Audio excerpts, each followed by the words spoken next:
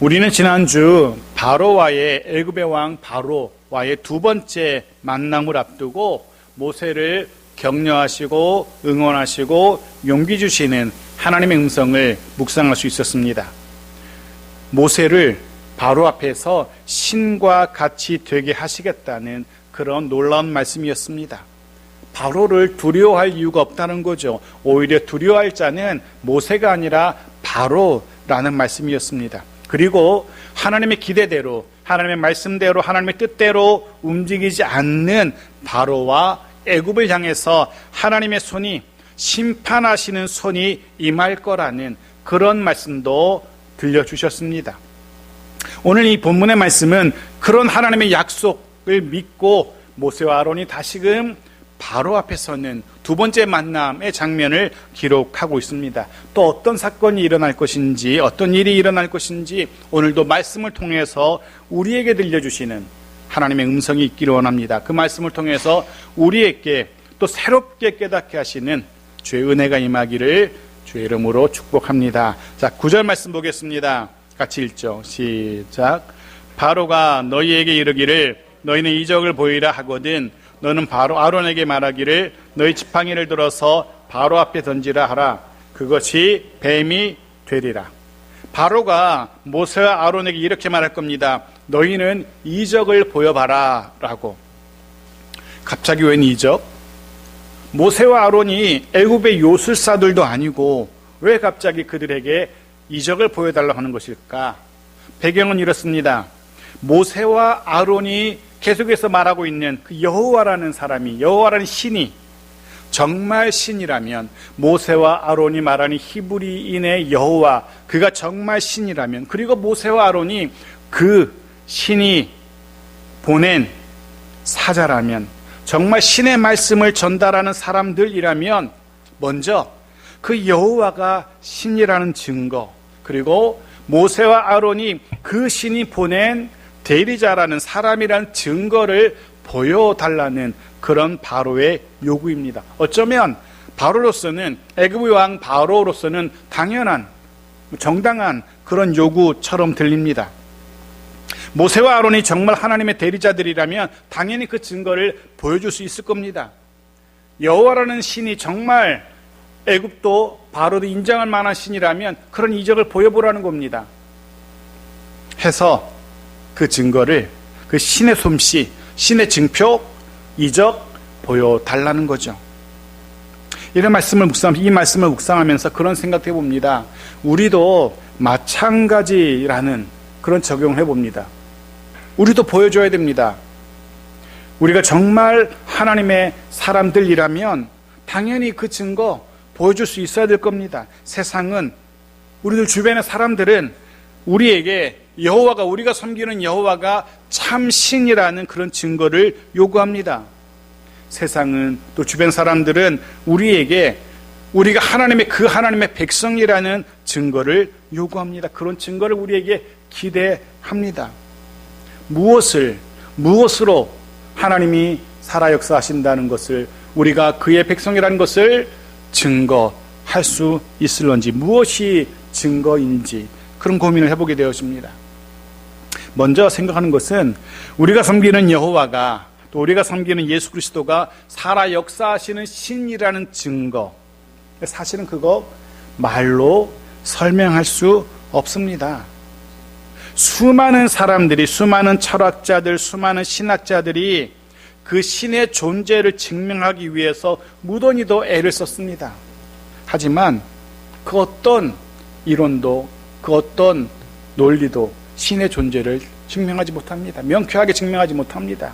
물론 철학에서는 신존재 증명이라는 게 있습니다. 여러 가지 방법을, 논리로 신의 존재를 증명해냅니다. 하지만 그거는 그들만의 말이고 정말 그것이 신의 존재를 증명할 수가 없는 겁니다. 인간의 머리로, 인간의 논리로, 인간의 언어로 인간을 초월하고 계시는 신을, 그 신의 존재를 증명한다는 것은 그 시도 자체가 불가능한 일이었습니다.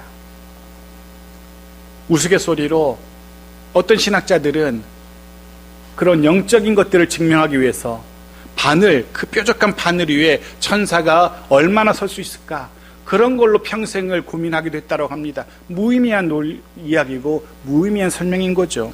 인간의 언어로 그런 신적인 존재를 설명한다는 것은, 밝혀낸다는 것은 불가능한 일입니다. 애초에 불가능한 일이었습니다. 해서 어떤 이는 이렇게 말하기도 합니다. 광활한 우주와 만물을 보면서도 신의 솜씨, 신의 존재를 인정하지 않는 사람들이라면 그 무엇으로도, 그 어떤 말로로도 신의 존재를 인정할 수 없을 거라고 말합니다. 그 말이 맞는 것 같습니다.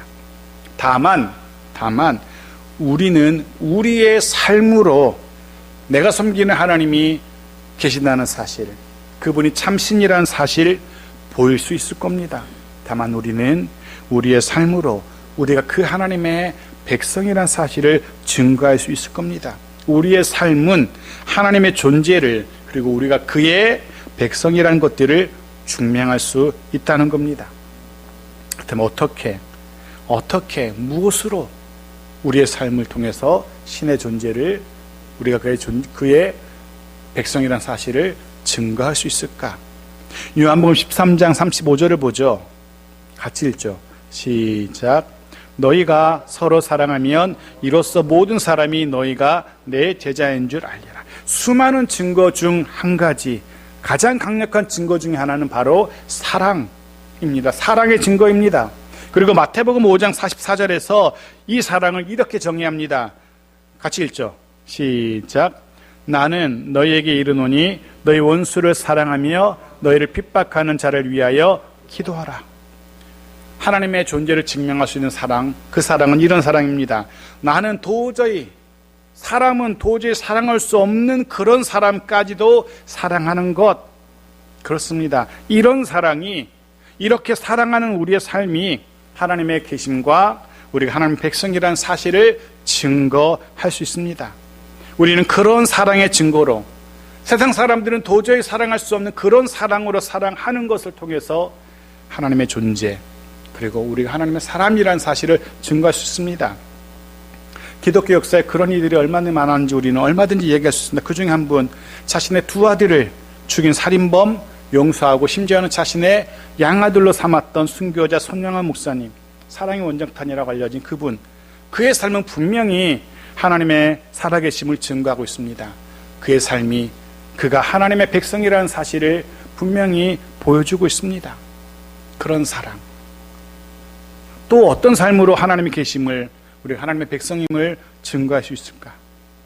세상 모든 사람들이 낙심하고 포기하고 소망의 끈을 놓을 때, 그럴 때, 세상 모든 사람들이 좌절하고 주저앉고 무너질 때, 그때 우리 소망의 끈 놓지 않고 무너지지 않고 담대하게 살아갈 때, 담대하게 다시금 일어설 때, 세상과 다른 삶을 보일 때, 그런 삶의 모습, 그것이 바로 세상을 감동케 할 것이고 하나님의 살아계심을, 그리고 우리가 그의 백성임을 증거하게 될 겁니다.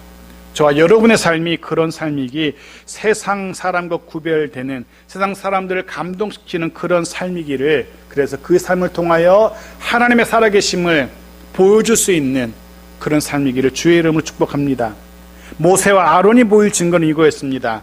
모세와 아론이 보일 증거는 이적이었습니다. 그것도 지팡이가 뱀이 되는 이적이었습니다. 지팡이가 뱀이 되는 이 이적을 통해서 여호와가 신이라는 사실을, 그리고 자신들이 그 하나님의 대리자라는 사실을 입증할 겁니다. 자, 10절 말씀 봅시다. 같이 읽죠. 시작. 모세와 아론이 바로에게 가서 여호와께서 명령하신 대로 행하여 아론이 바로와 그의 신하 앞에 지팡이를 던지니 뱀이 된지라. 아론이 지팡이를 던지자 그 지팡이가 뱀이 됩니다. 하나님의 말씀 그대로였습니다. 이 이적을 통해서, 지팡이가 뱀이 되는 이 이적을 통해서 모세와 아론은 자신들이 하나님이 보낸 사람들이라는 것, 그리고 자신들이 섬기는 그분이 바로 신이라는 사실을 보여줍니다. 그리고 우리는 이 사건을 통해서 또 다른 한 가지 사실을 발견하게 되어집니다. 이 말씀을 통해서, 지팡이가 뱀이 되는 이 변화를 통해서, 이 사건을 통해서 변화에 대한 소망을 품게 됩니다. 우리를 강하게 변화시키실 하나님을 기대합니다. 우리를 힘있게 변화시키실, 우리를 믿음의 사람으로 변화시키실 하나님을 기대합니다. 지팡이를 뱀으로 바꾸셨듯이 지팡이처럼 생명력 없는 이들이 생명력을 회복하게 되기를 소망합니다.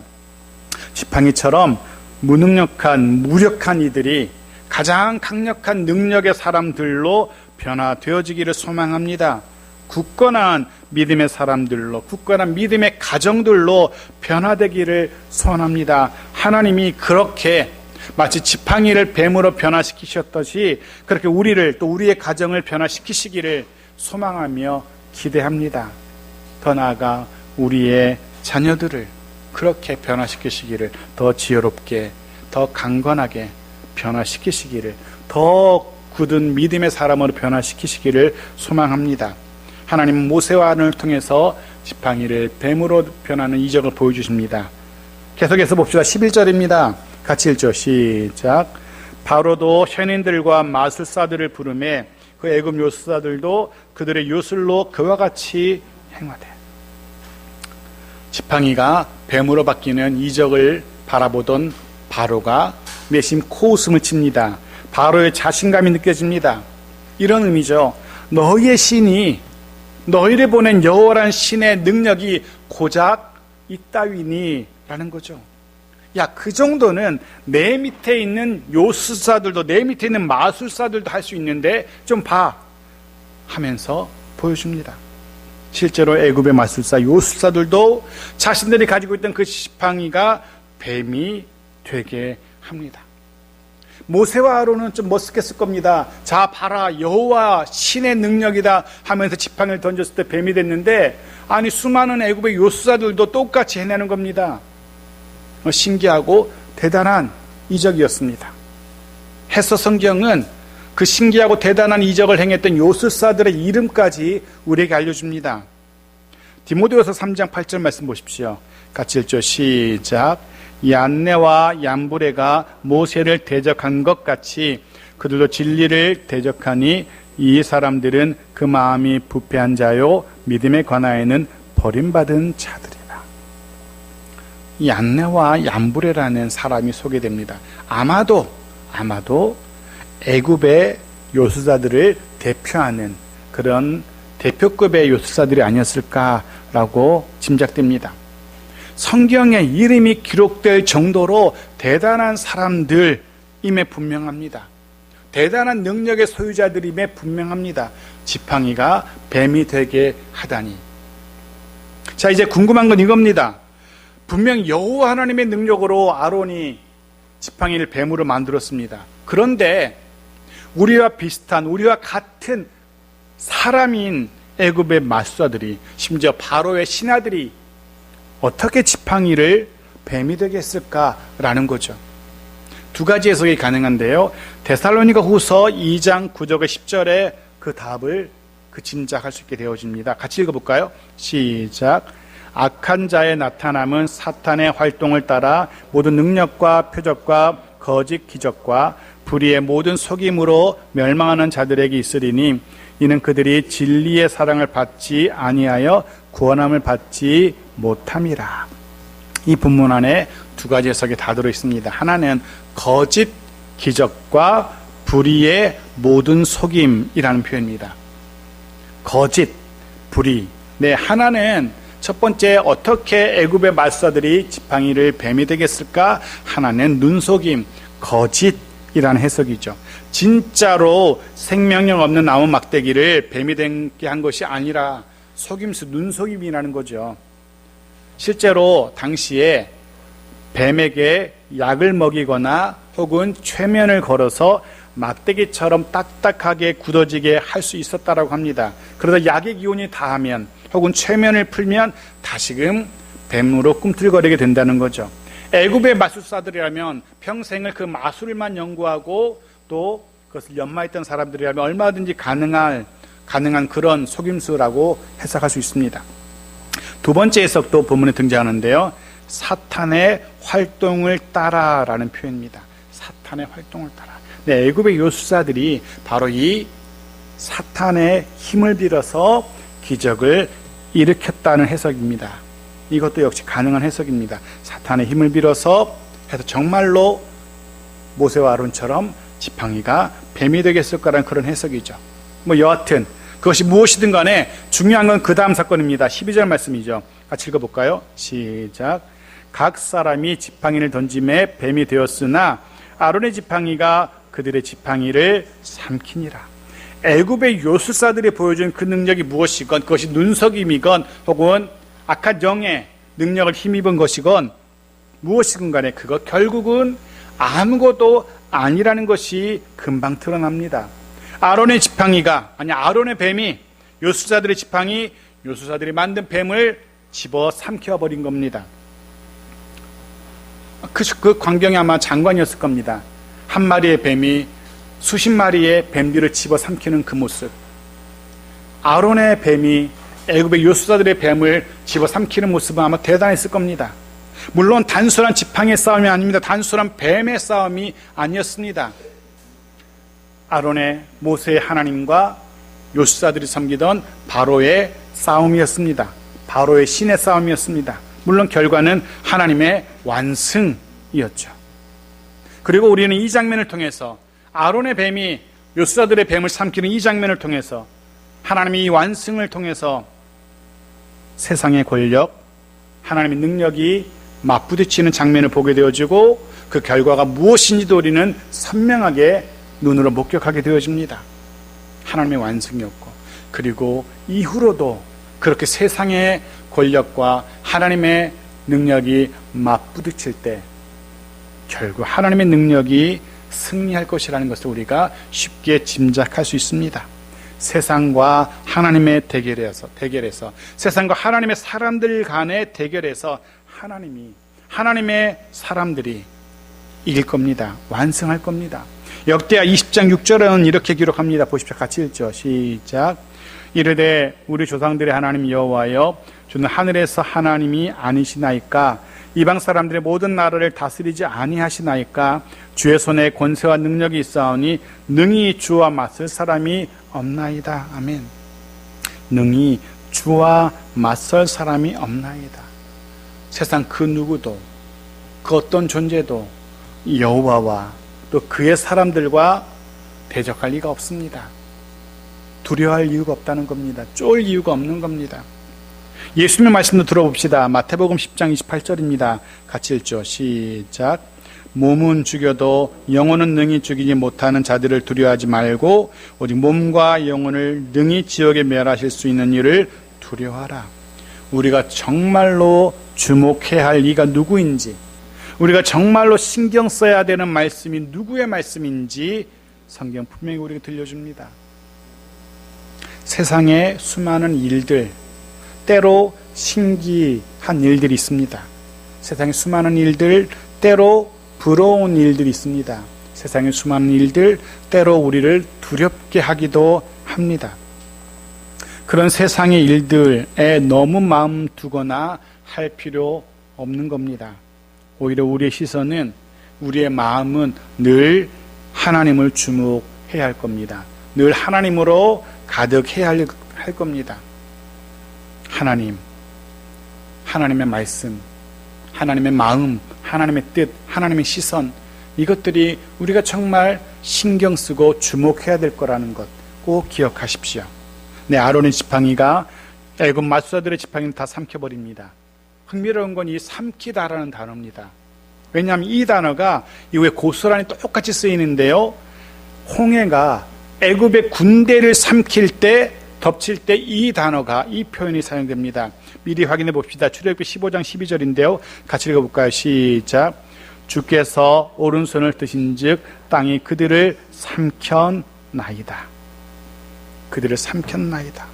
하나님의 능력이 애굽을 삼켜버립니다. 하나님의 능력에 의해서 삼켜지는 애굽, 그 애굽은 하나님의 능력에 의해서 삼킴을 당하게 될 겁니다. 하나님에게 맞선 이들의 마지막이 그겁니다. 하나님의 능력에 도전하고 시험한 이들의 결과가 바로 그거였습니다. 멸망이었습니다. 하나님이 삼켜버립니다. 하나님을, 그리고 하나님의 백성을 대적하고 힘겹게 하는 모든 일들, 모든 세력들, 모든 것들, 다 삼켜 버리실 겁니다. 그러니 너무 걱정할 것 없는 겁니다. 그러니 너무 두려워할 필요 없는 겁니다. 그리고 그런 담대한 우리의 삶이 분명 두려워하고 분명 걱정해야 되고 머리 싸매고 들어 누워야 되는데 그렇지 않는 우리의 담대한 삶이, 그런 삶이 세상을 감동케 할 겁니다. 그런 우리의 삶을 보면서 세상은 하나님이라는 존재를, 그 하나님의 놀라운 능력을 짐작하게 될 겁니다. 그렇게 넉넉하게 승리하는 우리의 삶을 통해서 세상은 우리가 신의 자녀들, 하나님의 백성이라는 사실을 알게 될 겁니다. 우리의 삶이 그런 하나님이 베푸시는 은혜 가득한 삶이기를, 우리의 삶이 그런 하나님을 증거하는 복된 삶이기를 간절히 소원하며 축복합니다. 하지만 여전히 바로는 그런 결과를, 자신의 눈으로 목격한 하나님의 능력을 여전히 인정하지 않습니다. 결국 그 하나님의 능력이 자신과 애굽을 고스란히 삼킬 거라는 것 내다보지 못합니다. 13절 말씀 마지막으로 같이 읽고 말씀을 정리하죠. 같이 읽죠. 시작. 그러나 바로의 마음이 완악하여 그들의 말을 듣지 아니하니 여호와의 말씀과 같더라. 하나님의 능력을 인정하지 않습니다. 눈앞에 펼쳐진 그 놀라운 광경을 보면서도 인정하지 않습니다.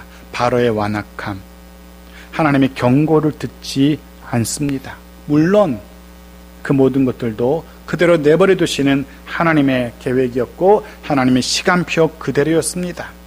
그 모든 것들이 하나님의 계획대로 진행되는 출애굽의 시간들이었습니다. 이제 하나님은 서서히 하나님의 계획을 애굽에 펼치실 겁니다. 애굽을 향한 큰 심판 드러날 겁니다. 그리고 반대로 이스라엘을 향한 가장 선하신 인도하심이 펼쳐질 겁니다. 말씀 정리합니다. 오늘 우리는 증거에 대한 말씀을 묵상합니다. 그리고 변화에 대한 소망을 품게 되어집니다. 저와 여러분의 삶이 그런 삶이길, 하나님을 증거하는 삶이기를, 우리가 내가 하나님의 백성이라는 사실을 증거하는 그런 삶이길 소원합니다. 그리고 저와 여러분의 삶을 그런 삶으로 변화시켜 가실 하나님의 은혜를 기대하며 소원하며 구합니다. 우리와 우리의 가정을 정말 근사하게 하나님의 사람답게, 하나님의 가정답게 변화시켜 가실 하나님의 은혜를 기대하며 소원합니다. 하나님의 능력이 그 일을 이루실 겁니다. 분명히 이루실 겁니다. 해서 또 한 주간 그 하나님의 능력이 함께하는 저와 여러분의 한 주간이기를 소원하며 축복합니다. 우리와 우리의 가정, 우리 일터에 임하실 하나님의 그 능력을 기대합니다. 어디서 어떤 상황에서든 어떤 모습으로 살아가든 그런 하나님의 은혜가, 능력이 임하는 정말로 복되고 은혜 가득한 한 주간의 저와 여러분의 삶이기를 주의 이름으로 축복합니다.